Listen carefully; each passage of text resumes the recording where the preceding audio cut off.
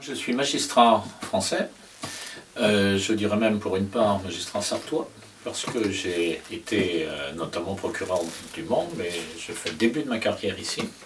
Ensuite, j'ai suivi la carrière normale d'un magistrat en France.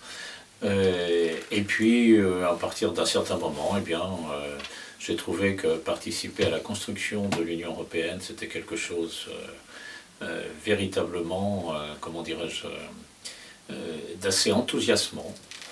Et puisque l'occasion m'en était donnée, j'ai donc quitté Paris et le poste de procureur général que j'avais pour devenir membre de la Cour de justice de l'Union européenne à Luxembourg.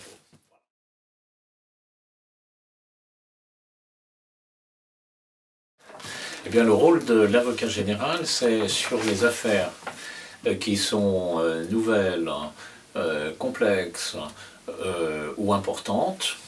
Il n'est pas nécessaire que les trois termes soient réunis sur une seule affaire, un seul suffit.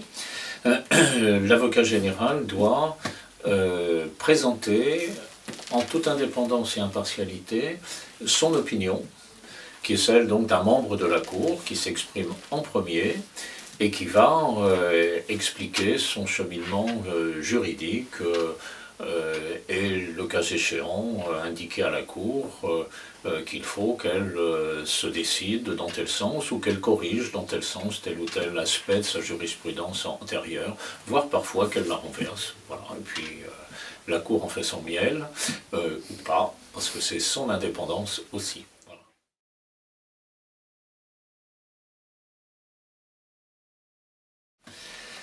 Une affaire qui m'a particulièrement marqué, oui, c'est celle c'est la question qui nous a été posée, de savoir si on pouvait breveter ce que, pour faire simple, on pourrait appeler un embryon. Voilà.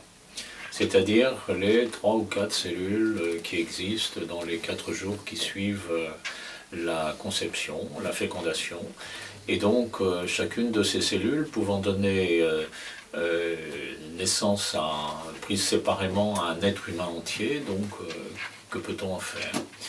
Peut-on en faire un objet d'expérience et surtout de commerce ensuite?